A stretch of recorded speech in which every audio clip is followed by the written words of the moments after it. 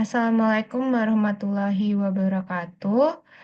Salam sejahtera bagi kita semua. Yang terhormat Mas Yuli selaku dosen pengampu dari mata kuliah Formulasi Kebijakan Publik dan juga Mas Islah selaku asisten dosen dari mata kuliah ini. Perkenalkan kami dari kelompok 6. Di sini kami membawakan tema mengenai mengatasi kegagalan dari kurikulum Merdeka.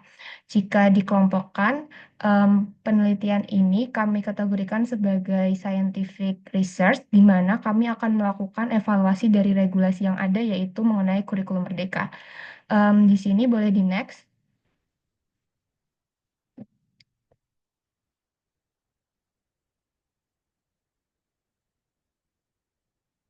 Di sini terdiri atas saya sendiri, Fatika, bersama Hartawan, Yusron, Adelia, Gagah, Saskia, Angel, dan juga Arins. Boleh di next. Oke, di sini terdapat beberapa permasalahan umum yang dihadapi oleh dunia pendidikan di Indonesia saat ini.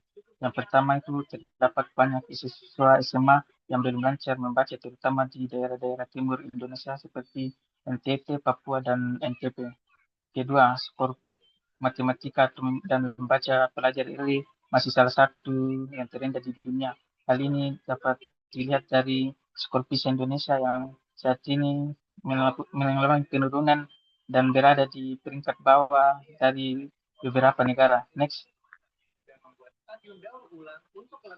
Berikut adalah alasan-alasan mengapa kami mengklaim bahwa implementasi dari kurikulum Merdeka itu belum sepenuhnya berhasil. Yang pertama, seperti yang saya katakan tadi bahwa terdapat penurunan pada skor PISA Indonesia yang pada tahun 2022 ini mengalami penurunan dalam beberapa sub materi seperti matematika, sains, dan literasi. Dan saat ini juga Indonesia masih menempati peringkat 69 dari 80 negara yang tergabung dalam OECD. Yang kedua, terdapat kualitas SDM yang tidak dapat memenuhi kebutuhan pasar. Seperti itu bahwa saat ini beberapa daerah di Indonesia, terutama daerah-daerah di 3T masih mengalami stagnan pada pendidikannya, di mana masih belum meratanya kualitas pendidikan antara daerah-daerah pusat seperti Jawa dengan daerah-daerah seperti Papua, mengakibatkan implementasi dari kurikulum Merdeka ini menjadi kurang selaras dengan tujuannya, yaitu untuk mempraktekkan materi dibanding dengan sekedar teori. Berikutnya, sering terjadinya perubahan kurikulum yang menyebabkan ketidakstabilan. Perubahan kurikulum yang sering terjadi di perubahan kabinet juga menyebabkan adanya kebingungan di antara siswa dan juga guru, di mana seperti yang tahu perubahan kurikulum dari kurikulum 2006 atau KPSP menjadi kurikulum 2013, kemudian menjadi kurikulum Merdeka, membuat terjadi perubahan dari cara mengajar maupun cara memaparkan materi menjadi berbeda. Yang di awalnya di 2013 yang mengedepankan teori menjadi mengedepankan praktek, membuat implementasi yang dilakukan oleh guru menjadi terhambat. Yang ketiga, berikutnya adalah pembelajaran yang kurang interaktif karena kurangnya fasilitas dan pelatihan yang menunjang bagi guru. Masih terdapat daerah-daerah di Indonesia yang mengalami keterbatasan fasilitas sehingga sulit untuk guru untuk mendapatkan pelatihan yang baik karena keterbatasan internet maupun barang elektronik, sehingga implementasi yang diberikan kepada siswa menjadi terhambat dan juga minim. Next. Nah, sejalan dengan permasalahan umum dan alasan yang telah dibahas oleh Arins, kami juga menemukan beberapa permasalahan yang lebih detail, terutama yang berkaitan dengan implementasi kurikulum Merdeka di berbagai daerah.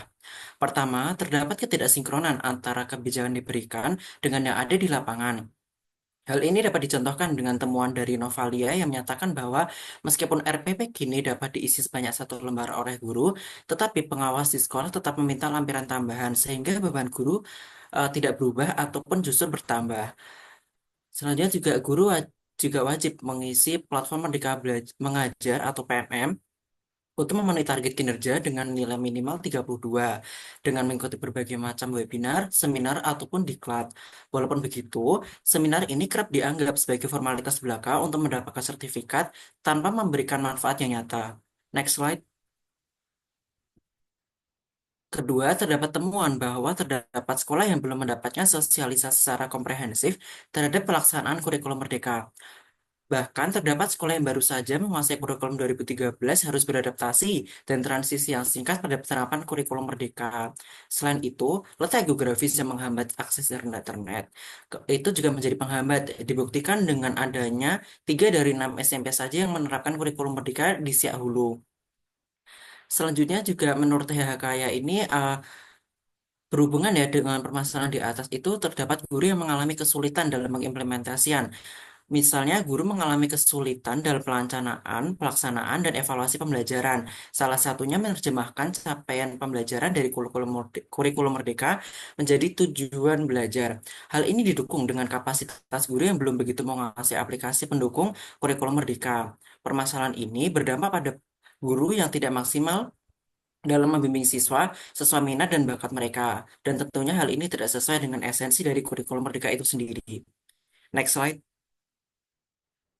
Hampir sama dengan permasalahan sebelumnya, terdapat guru yang masih kesulitan dalam menyusun perangkat pembelajaran yang sesuai dengan kondisi peserta didik dan perkembangan zaman, karena sebelumnya tidak memiliki pengalaman yang utuh ya terkait dari program kurikulum merdeka ini. Lalu juga ada guru yang belum bisa menemukan metode yang cocok untuk mengajar dan kurang memahami dari esensi dari setiap komponen capaian pembelajaran dan tujuan pembelajaran di kurikulum merdeka. Bahkan juga yang ditetapkan oleh Utara itu guru tidak mendapatkan pendampingan dan pelatihan khusus mengenai kurikulum merdeka. Dan juga adanya keterbatasan sarana dan prasarana teknologi serta materi disediakan di dalam perangkat ajar di kurikulum merdeka. Next slide. Kami menggunakan framework hierarki analisis untuk menganalisis permasalahan kurikulum merdeka ini. Yang pertama, terdapat secondary cost berupa terdapat guru yang mengalami gagap teknologi. Hal ini berimplikasi terhadap primary cost, guru kurang adaptasi dengan kebijakan kurikulum merdeka. Secondary cost yang kedua adalah kurangnya sosialisasi dari Kemendikbud yang berimplikasi terhadap guru kurang memahami esensi kurikulum merdeka. Selanjutnya,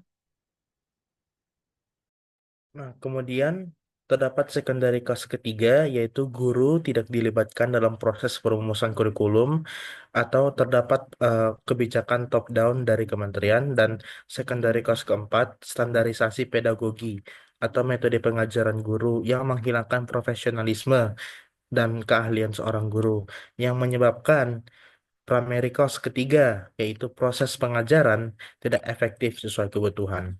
Seluruh causes yang ada di analisis ini akhirnya memberikan sebuah masalah, yaitu esensi kurikulum mereka itu tidak tersampaikan sesuai dengan tujuan aslinya, tidak tersampaikan dengan penuh, dan berdampak kepada siswa yang tidak memahami materi pelajaran. Next. Sehingga di sini kami mengambil substantif problem yang pertama, yaitu mengenai terdapat guru yang mengalami gagap teknologi. Jika di lebih spesifiknya lagi, di sini menunjukkan bahwa adanya lack of facility, di mana infrastruktur ini menghambat pelatihan untuk guru karena terbatasnya teknologi. Nah, yang kedua adalah guru kurang mendapatkan sosialisasi dari Kemendikbud, menunjukkan adanya kesenjangan komunikasi di sosialisasinya, sehingga informasi mengenai esensi dari kurikulum merdeka ini tidak tersampaikan secara komprehensif. Substantif problem yang selanjutnya yaitu adalah guru tidak dilibatkan dalam proses perumusan kurikulum. Lebih spesifiknya lagi yaitu terdapat relasi kuasa. Maksudnya adalah terdapat perbedaan kekuasaan antara guru dengan pengambil kebijakan, ya, ini kurikulum, sehingga pengambilan keputusan yang ada bersifat top-down. Substantif problem selanjutnya, terdapat standarisasi pedagogi yang menghilangkan profesionalisme atau keahlian seorang guru. Problem specification-nya yaitu terdapat kesenjangan antara kebijakan dan kemampuan si guru. Maksudnya adalah kebijakan yang ada belum tentu sesuai dengan kemampuan atau kondisi nyata guru di lapangan, karena setiap individu memiliki kapasitas yang berbeda. Hal ini tuh menyebabkan penyamarataan kemampuan pengajaran guru tanpa menyisakan ruang untuk diskresi. Sehingga formal problem dari kelompok kami adalah lack of implementation of the essence and true purposes of curriculum Merdeka. Next slide. Oke, jadi dari formal problem tadi kami melihat bahwa penerapan kurikulum merdeka ini perlu untuk dievaluasi. Oleh karena itu, kami menekankan adanya evaluasi terhadap dua aspek penting yang umumnya pertama adalah proses penyusunan regulasi kurikulum merdeka. Nah, evaluasi ini bertujuan memastikan bahwa regulasi yang dibuat tidak hanya konseptual, tapi juga praktis dan sesuai dengan kebutuhan di lapangan. Nah, regulasi ini harus lebih jelas dan terarah untuk membantu pihak-pihak terkait. Kedua, harus ada pendampingan dan implementasi kurikulum merdeka. Jadi, penerapan kurikulum merdeka di sekolah-sekolah ini memerlukan pendampingan yang lebih intensif agar tidak terjadi miskomunikasi maupun miskonsepsi dalam praktik di lapangan. Nah, hal ini mencakup dukungan yang lebih baik dari pemerintah dan lembaga terkait. Nah, selanjutnya akan dijelaskan lebih mendetail oleh teman saya.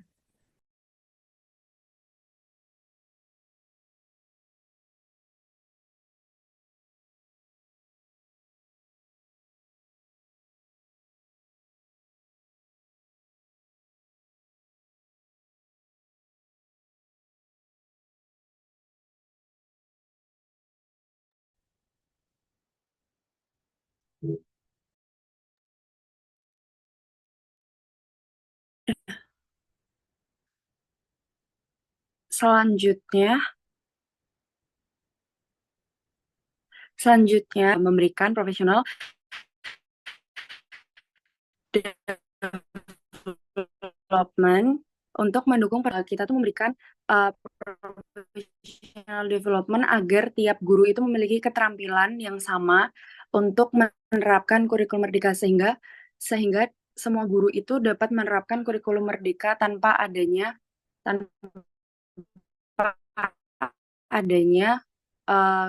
kepala sekolah memberikan dukungan inovatif dan dukungan terhadap pertumbuhan intelektual bagi guru. Maksudnya di sini adalah kepala sekolah itu memberikan dukungan inovatif agar seperti misalnya memberikan pelatihan teknologi atau pelatihan seperti pelatihan teknologi dan memberikan fasilitas-fasilitas yang mendukung adanya pengembangan bagi guru sehingga tiap juga fasilitas-fasilitas untuk menerapkan kurikulum merdeka. Selanjutnya yang ketiga itu adalah optimalisasi dan efisiensi lembaga asesmen agar tidak tumpang tindih, yaitu BPMP, BSKAP, dengan tujuan yang jelas untuk membantu evaluasi dan kontrol agar kurikulum merdeka berjalan dengan baik. Ini maksudnya adanya optimalisasi dan efisiensi ini maksudnya kan dalam penerapan kurikulum merdeka itu tidak hanya diterapkan saja, tapi adanya kedua ini BPMP dan BSKA penerapan kurikulum sehingga kurikulum merdeka berjalan dengan baik. Tapi adanya dua lembaga ini juga tidak tugasnya penerapan kurikulum sehingga kurikulum merdeka dapat dilaksanakan dari kelompok kami. Kurang lebihnya mohon maaf. Assalamualaikum warahmatullahi wabarakatuh.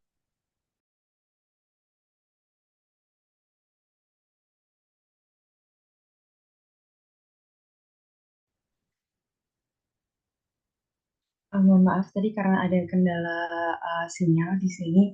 Selanjutnya, untuk lebih detailnya, untuk mengenai pendampingan dalam aplikasi kurikulum Merdeka, yang pertama itu memberikan professional development untuk mendukung pertumbuhan keterampilan bagi guru. Jadi, dengan adanya professional development ini, itu dapat meningkatkan pemahaman lebih baik juga keterampilan teknis bagi guru sebagai yang menjalankan kurikulum. Jadi, sehingga adanya professional development ini dapat meningkatkan kompetensi dari tiap guru. Jadi, kompetensi dan keterampilan di tiap-tiap guru yang akan melaksanakan kurikulum itu sama, jadi nggak ada kesenjangan di antara guru satu dan guru lainnya. Yang kedua adalah memberikan dukungan administratif. Kepala sekolah memberikan dukungan inovatif dan dukungan terhadap pertumbuhan intelektual bagi guru. Maksudnya di sini kepala sekolah itu memberikan dukungan inovatif dan administratif bagi guru. Maksudnya kayak misalnya itu ada pengembangan teknologi, terus juga memberikan fasilitas-fasilitas yang mendukung untuk pelatihan bagi guru juga, sehingga nanti tuh ujungnya tuh penerapan kurikulum ini tuh dapat dilaksanakan secara merata dan tanpa adanya gagap teknologi dari guru gitu, sehingga penerapannya itu merata di semua daerah.